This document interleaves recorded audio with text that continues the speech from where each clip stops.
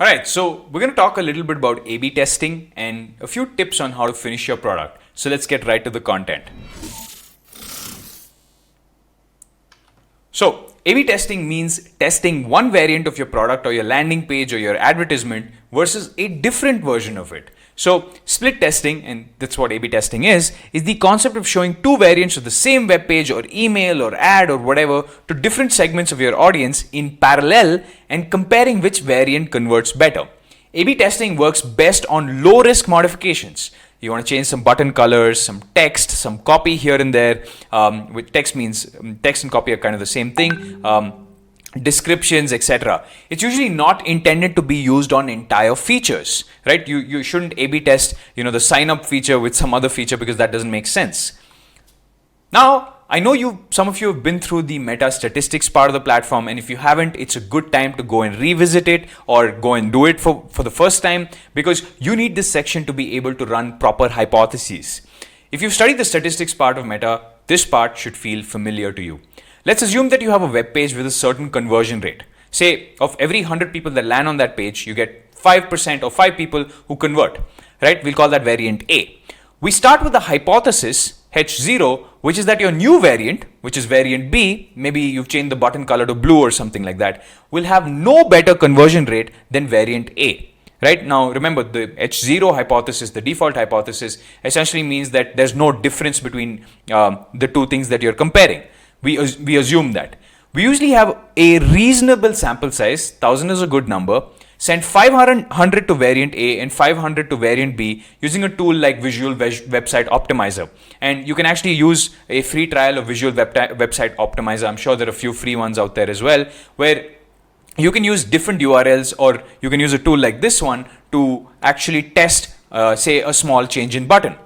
We have to avoid making changes that aren't statistically significant. Remember, I told you that a lot of things in the world happen because of coincidence. We want to avoid that, right? And the only way we'll avoid it is by making sure that we don't make changes that we think are working but are not actually working. This is the entire reason we're using statistics in the first place, right? So here's an example of Calm India, right? So in the first iteration of the product, we had a 3% conversion rate when we had a science-backed platform to overcome stress, anxiety, and depression.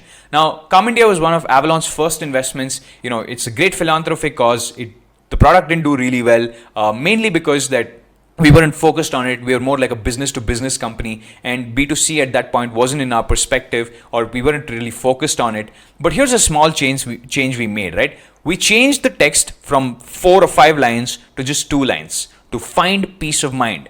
And we saw the conversion rate rise from 3% to 3.8%. But we didn't keep the change.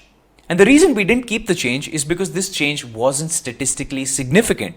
It was just random dumb luck, because when we repeated this, we got a 3.2% conversion rate. And when we repeated it again, we got a 1.6% conversion rate. So like I said, the sample size matters. And as you get larger and larger, as the sample size gets larger and larger, you get more and more, or closer to the accurate statistics of what the true conversion rate is like, right? So don't make changes, don't keep changes that aren't statistically significant, right? So what we do is that we can A/B test almost everything in the R framework, right? We've been through the R framework. You can A/B test everything: copy, testimonials, sections, landing pages, design, colors, reviews, urgency, forms, navigation, call to actions. My God, you can A/B test almost everything, including ads. Right? So you have to create a culture as a product manager or a CEO or whatever role you play to challenge all assumptions, even if the CEO made it. Right? If you use hypothesis testing, you can actually manage everybody's ego. When I was younger, I used to always say, hey, I think this feature is definitely going to work. And then somebody else comes in and says, no, I think this feature is definitely going to work. You're in a day and an age where if you're building software products, you can implement all of those and send them to different audiences and let the numbers speak for themselves. In fact, we've made it competitive in Avalon today. If you come up with a hypothesis, right, and you think it's worth spending some time building a landing page around, you go build it yourself. You go run the ads yourself, and you prove to us that it performs better than the previous landing page, right? So at the end of the day, you have to follow the statistical hypothesis testing technique that we put out. But apart from that, If you can prove that, we will change the landing page to the new landing page because, hey, that makes a lot of sense for us.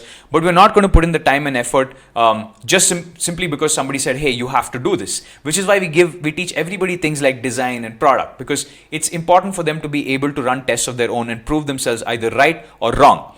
H0 is always the current variant A is no different than the new variant B. So by default, Avalon assumes, hey, this change is not going to make any difference. Your new variant B is not going to change anything. And most employees in Avalon say, hey, I'm going to show you that that's not true. And many a time, almost 90% of the time, they are wrong. But in the 10%, it does fairly well. It can even double or triple our conversion rate. So you never know. And these patterns are consistent, right? When some things start working for you, they start working across other products as well. So this is a quote by Jeff Bezos. If you double the number of experiments you do per year, you're going to double your inventiveness. You have to experiment, observe, and repeat the Avalon way. And this is true for any company in the world, because today you can't tell what works until you actually A/B test it.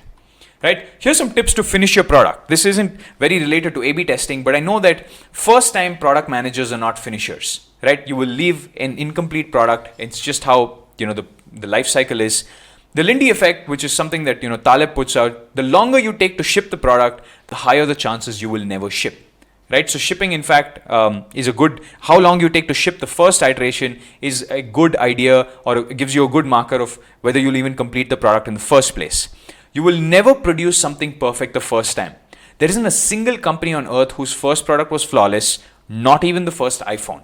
You could argue that the iPhone still has flaws. Project completion rates increase as your experience increases. The less distractions you have, the more focus you have, and the more you've done the basics, the easier it is for you to do it the second time round. Energy is finite. Try to understand that over time, motivation fades, right? So try to get as much done and in lots of sprints in as quick a time as possible before everybody's motivation fades out. The longer you keep dredging on a product, the less likely you will complete it, because people's motivation would have dried and gone away. Getting a few users always resets your motivation. Trust me on this, right? So don't get in the habit of celebrating a launch date. Setting a launch date is just important internally to make sure there's some deadlines to hit, but externally, nobody cares. Companies like Airbnb launched 5 or 10 times, and the news covered them 5 or 10 times and said, these guys are launching. So don't worry about launching. The launch doesn't matter so much. Nobody cares. Launch imperfect, launch dirty, launch incomplete. It's okay. Just make sure you launch. All right, guys. So that's it for this episode. Hope you loved the A/B testing bit, and hope you go on to study statistics, or if you've already studied it on the Meta platform, hope you're implementing it on a daily basis. Get your hands dirty, and hopefully we'll rendezvous in the next episode. That's it from me.